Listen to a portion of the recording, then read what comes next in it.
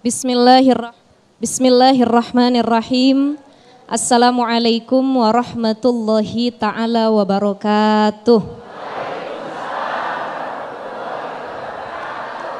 Alhamdulillah alladzi ja'alan nikah syari'atan lil mu'minin wa barakatan insyaallah lil amilin. Allahumma salli ala sayyidina Muhammad wa ala alihi sayyidina Muhammad. Rabbi syrah li sadri wa yassir li amri wahlul uqdatam min lisani yafqahu qawli. Qala Allah Ta'ala fi kitabihil karim subhanaka la ilma lana illa ma 'allamtana innaka antal alimul hakim. Amma ba'd. Ibu-ibu, bapak-bapak, para jamaah Damai Indonesiaku TV One yang dimuliakan oleh Allah Subhanahu wa taala. Begitupun para jamaah yang menyaksikan dari rumah, guru-guru kita yang mudah-mudahan dalam keadaan sehat walafiat, yang sedang menyaksikan dari rumah ataupun yang hadir, guru kita Ustadz Ujai, kemudian Ustadz Rofiuddin dan yang lainnya, mudah-mudahan semua dalam keadaan sehat walafiat. Ibu, bapak, sehat? Ada yang lagi punya unek-unek nggak sama pasangannya? Benar? Ibu, bapak kalau lagi sholat suka nangis atau tidak? Nangisnya karena apa? Nggak punya duit? Berantem sama pasangan? Kalau para masyaikh, para imam Masjidil Haram, Masjid Nabawi, para guru-guru itu dalam sholatnya sering nangis. Tapi nangisnya bukan karena habis konflik rumah tangga, melainkan nangis karena ngerti ayat yang dibaca, mulai dari Fatihah sampai surah-surah pendek lainnya. Kita seringkali sholat nangis, tapi bukan yang ditangisin Allah. Yang ditangisin bukan dosa kita, tapi gara-gara habis berantem sama pasangannya. Ya Allah, saya gak kuat sama laki model begini ya Allah. Ya Allah, bini model begini bisa ditukar apa kagak ya Allah. Dalam sholat kita menangis gara-gara konflik rumah tangga. Maka kalau kita menilai atau kembali lagi, rumah tangga itu tidak ada yang tanpa ujian. Semua masing-masing diuji dengan ujian yang berbeda-beda. Ada yang lewat jalan tol, ada yang jalan biasa, ada yang gang kecil. Itu analogi dalam perjalanan rumah tangga. Maka yang muda-muda jangan takut nikah. Ada yang bilang saya takut nikah karena sekarang banyak konflik rumah tangga yang viral. Perceraian, perselingkuhan, pengkhianatan, kekerasan, KDRT dan lain sebagainya. Rumah tangga itu tidak semua isinya ujian. Ada juga yang indah-indahnya. Ibu, lebih banyak indahnya apa enggak indahnya? Benar? Bapak-bapak lebih banyak senangnya apa susahnya?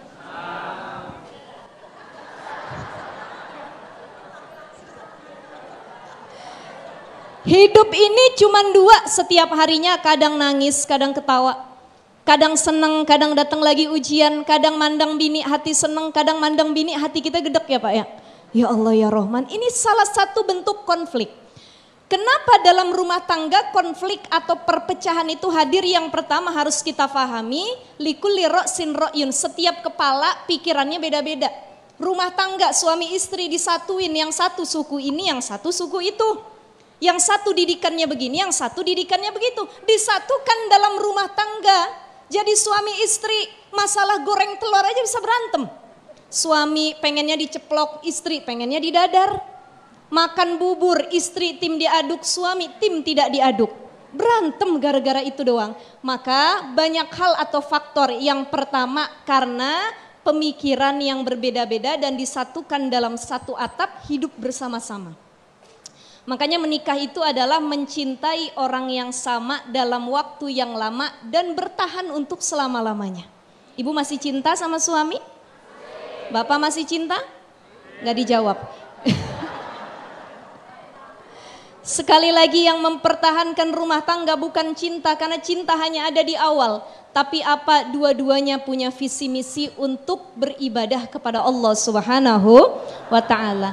Bagaimana konflik itu dalam rumah tangga bisa hadir? Satu, karena adanya kesalahan baik dari salah satu pihak ataupun keduanya. Suami yang salah, kadang istri yang salah. Kadang-kadang ikut campur orang ketiga, ipar, mertua dan lain sebagainya. Kadang-kadang masalah ekonomi, istrinya ngutang, ya. Ibu-ibu ini jilbab udah pada lunas apa belum? lunas. Kalau ngutang izin gak sama suami? Izin, alhamdulillah. Karena banyak abis ngutang, pinjol, banyak sekarang ya, kasus judi online, akhirnya timbul konflik dalam rumah tangga. Satu, kesalahan baik dari salah satu atau keduanya. Yang kedua, konflik rumah tangga biasanya hadir disebabkan karena komunikasi yang salah atau kesalahpahaman dalam komunikasi. Suami salah ngomong, salah muji, kan berantem. Ayah, mama pengen kondangan nih ya, pakai jilbab merah apa yang kuning ya? Dalam hatinya, ya terserah dah. Terserah mama, ayah memang gak cinta sama mama. Semua jawabannya terserah. Ya udah mama yang merah aja. Oh ayah ini memang tidak pintar pandangan matanya. Yang merah ini udah lama ya, yang kuning aja gimana? Ya terserah mama kalau gitu. Bertengkar, gara-gara cuman milih jilbab. Betul ya Pak ya? Maka kesalahan komunikasi harus diperhatikan. Komunikasi yang baik antar suami istri harus mencari momentum yang tepat. Waktu, kapan momentum yang tepat? Love time, waktunya berduaan. Pillow talk, mau tidur ngobrol. Ayah, mama pengen begini, ayah juga mau seperti ini. Obrolin di situ. Jadi nggak ada salah paham, jangan suami pulang kerja capek, istri abis nyuci beberes rumah, kita ngomong. Yang ada makin konflik rumah tangga. Yang ketiga, kenapa rumah tangga sering berkonflik? Karena sifat marah yang tidak bisa dikontrol. Padahal orang yang bisa menahan sifat marahnya, kata Imam Al-Ghazali, caranya dua. Satu bil ilmi, yang kedua bil amal. Dengan ilmu, ya Allah, saya tahu ayat Allah, wal kadhiminal ghaidha wal 'afina 'anil nas wallahu yuhibbul muhsinin. Tahan. Jadi kalau lagi marah berantem sama suami, kiat-kiatnya satu dengan ilmu. Banyakin ngaji, insya Allah marahnya lebih bisa diturunin.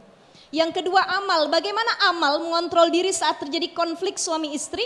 Kalau lagi berantem adu mulut, pertama kata Nabi SAW, amal yang harus dilakukan, idza ghadaba ahaduhum, kalau salah seorang dari kalian marah, maka bacalah ta'awudz, a'udzu billahi minasyaiton. Bapak pulang kerja ngelihat muka istri Pak cemberut, pengen marah nih, langsung ta'awudz, a'udzu billahi minasyaiton. Baik. Ibu lagi kesel ngelihat suami, a'udzubillahi minasyaiton. Baca ta'awuz. Yang kedua, tarik nafas lebih dalam. Keluarin pelan-pelan. Yang ketiga, kalau ta'awuz sudah, tarik nafas sudah, cari waktu yang rileks, tempat yang rileks. Kalau in kunta qaiman fajlis, kalau kita lagi diri, duduk. Kalau lagi duduk masih marah juga, tiduran. Fatoji, madep samping, bang, tiduran dulu kita bang, tiduran. Kalau tiduran masih marah juga, falyatawaddo, ambil air wudu. Kalau wudu masih marah juga, siram. Air. Ini kiat-kiat kalau lagi marah atau mengakhirkan konflik. Dan terakhir Mas, ini harus disampaikan solusi dalam kitab Az-Zawaj fi Zilal Islam. Kalau lagi berkonflik rumah tangga, satu, posisikan diri kita sebagai pasangan. Oh kalau saya jadi bini saya ngadepin diri saya begini ya. Oh kalau saya jadi suami saya ngadepin diri saya begini ya, itu satu. Yang kedua adalah fahami kalau pasangan kita bukan malaikat, bukan juga setan. Tapi apa? Manusia yang kadang salah, kadang benar. Insya Allah.